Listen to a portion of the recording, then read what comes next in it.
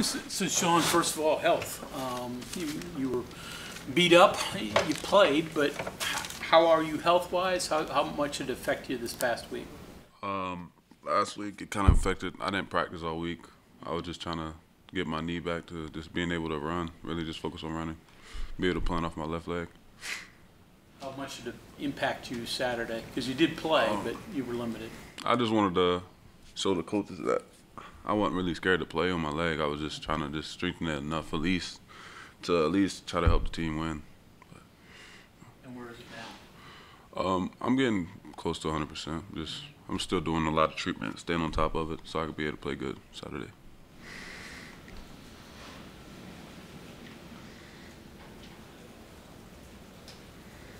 Just season as a whole, Sean, for you.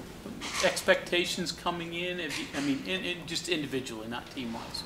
You done what you thought you could do? How much more do you have available to you? I have high expectations for myself, but I just want to help the team win, do all I can to just be productive and just do my job.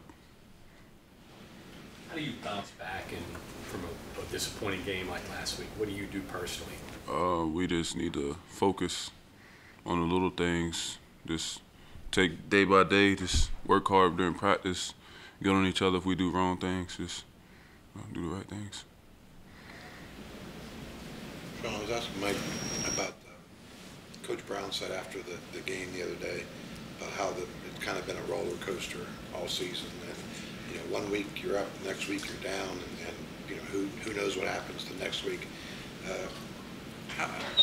As a player, as a college kid, how do you deal with that? Where 1 week it's good, next week it's bad, 1 week it's good, and it just keeps going up and down, it seems like. I feel like sometimes when we win, we get too high on just the big wins like Baylor or Virginia Tech. I feel like we need to do a better job just focusing on a game by game, not getting too hype about just winning a game.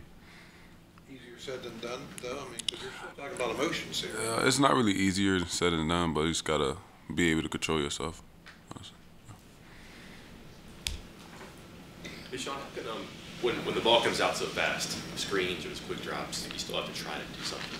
You may not be able to get a sack or a hit, but defensive linemen, linebackers, whoever, if it's not a blitzer, it is. How can you affect the passing game? With quick passes, you got to be able to just get your hands up fast. Like Texas Tech, the quarterback threw the ball under 2 seconds. So that's crazy.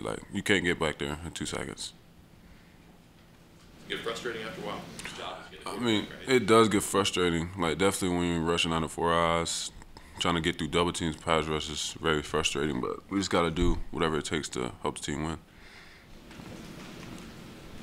John, what's it like for a West Virginia kid to play at West Virginia? My grandfather played here, so just keep the legacy going. Just trying to do the right thing. Just show kids in West Virginia that it's possible to play here, play Division I, just play Power 5.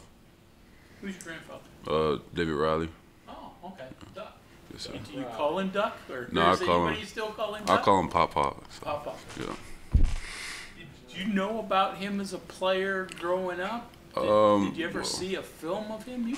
This summer I watched him play. He showed me, I was there for maybe 2 hours just watching this film, just watching him play. He was pretty good though. He was good. He was good. Give him grief that it was a different game back then? Nah, I was just watching it. Just watching it.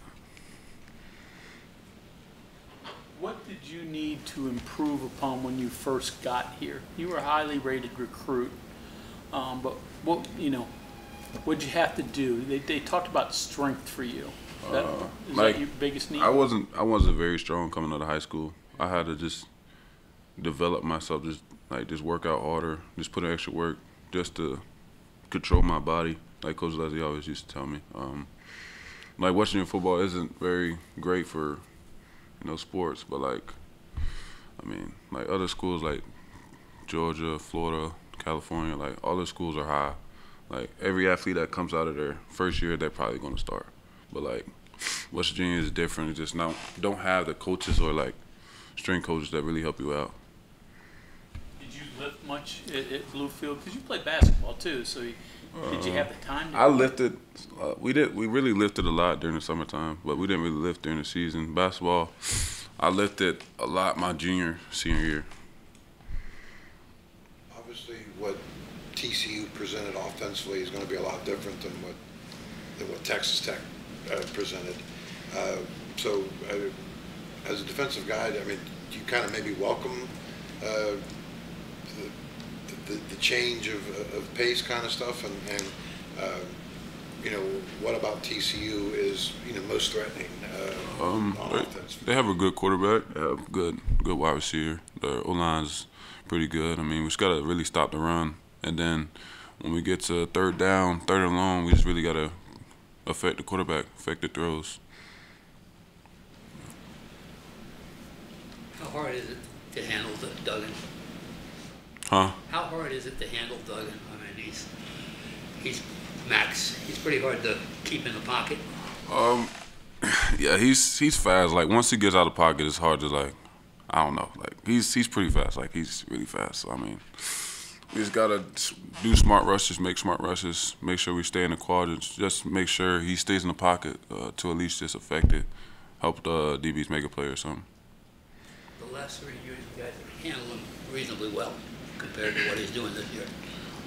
Last year he had a foot injury. I mean, I think he's fully healthy now. We just gotta just go out there and just play as a team.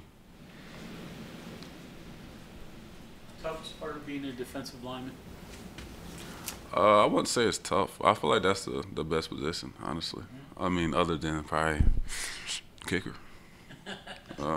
D-line is just, you know, just gotta really, in college, is really big on run game, like in the Big 12 now. But once you get the chance to rush a passer, you gotta take advantage of it. I mean, you're facing 330-pound tackles. You never saw that at Bluefield. Is that an adjustment in itself? It was when I first got here, but like I'm used to playing against big people like Wide, Doug, Quay. That doesn't really affect me anymore, honestly. You remember the first big guy at West Virginia you went against, maybe in practice? You go, well, I'm not in high school anymore. First time I see Grimmitter, I was like, goodness gracious. But eventually, once you see them every day, they're not really that big, honestly. You good with Sean? Okay, thank you, sir. Thank you.